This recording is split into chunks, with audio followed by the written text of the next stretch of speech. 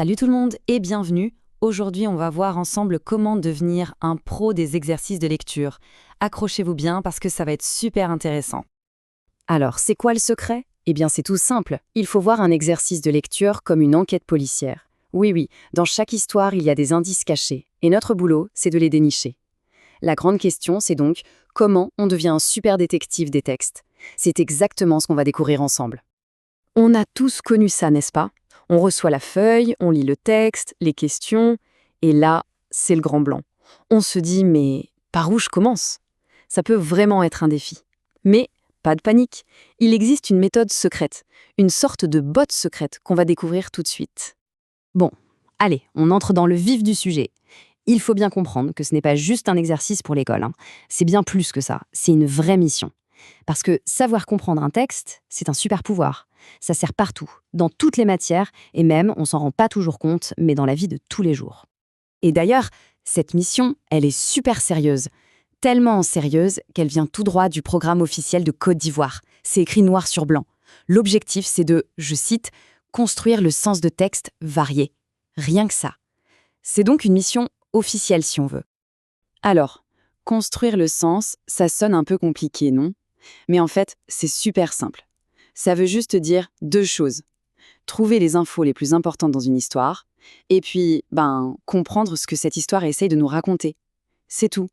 Et on va voir pas à pas comment y arriver. Bon, assez théorie. Pour notre toute première enquête, on a un dossier. Le dossier du jour, c'est l'histoire d'une jeune fille qui s'appelle Afi. C'est avec elle que tout commence. Alors, ouvrons le dossier et écoutons bien son histoire. Afi se réveille avant le soleil à Soba, un quartier de Korogo. Sa mère lui donne 500 francs pour acheter du pain et du sucre à la boutique. Sur le chemin, Afi s'arrête près du terrain rouge où ses amis jouent.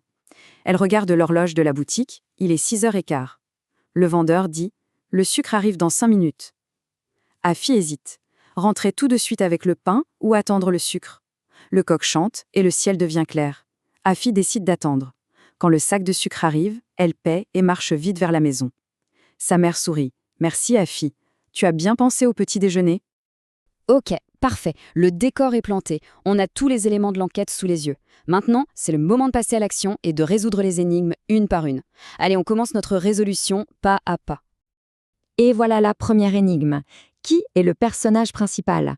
On a 4 suspects sur la liste. Suspect A, la mère. Suspect B, Afi. Suspect C, le vendeur. Et suspect D, le coq. Attention, un seul est le vrai personnage principal. Bon, pour trouver la bonne réponse, premier réflexe de détective, on retourne sur la scène du crime. Dans le texte. Et on cherche des indices. La question à se poser, c'est de qui est-ce que l'histoire parle le plus? Qui est-ce qu'on suit du début à la fin? Si on regarde bien, Afi se réveille, Afi s'arrête, Afi hésite, Afi décide. Le nom Afi revient tout le temps. C'est clair, non? Et ce qu'on vient de faire sans même s'en rendre compte, ça illustre parfaitement notre méthode de détective. Elle est super simple et je vous le promets, elle marche à chaque fois. Étape 1, on lit très attentivement la question. Étape 2, on cherche les indices dans le texte exactement comme on vient de le faire. Étape 3, on élimine les pistes qui ne mènent nulle part, les mauvais choix. Et enfin, étape 4, on confirme la bonne réponse avec les preuves qu'on a trouvées. Allez, on applique les dernières étapes. La mère, elle est importante, c'est vrai, c'est elle qui donne la mission à Afi. Le vendeur aussi, il donne une info cruciale sur le sucre.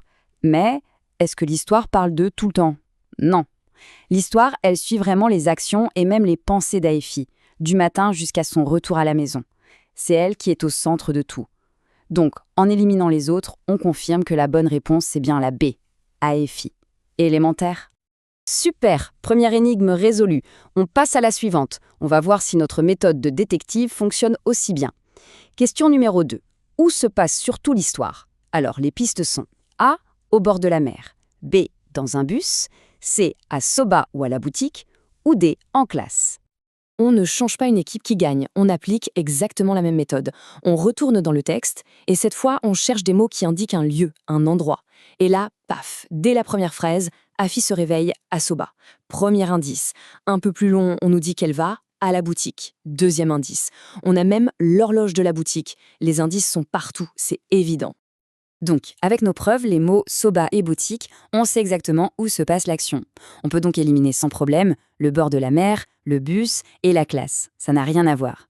La bonne réponse est donc la C. Affaire classée, bravo les détectives. On le voit bien finalement, avec la bonne méthode, ce n'est pas si sorcier que ça. C'est un nouveau tour dans notre sac, une compétence super utile qu'on vient de débloquer. Allez, pour être sûr que tout est bien clair, on se fait un petit récapitulatif rapide. Alors, retenez bien ça.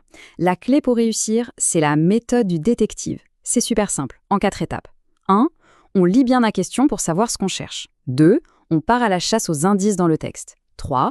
On fait le tri, on élimine les mauvaises réponses. Et 4. On confirme notre choix avec les preuves qu'on a récoltées. C'est un peu comme une recette secrète, mais pour la lecture. Et voilà, maintenant, c'est à vous de jouer.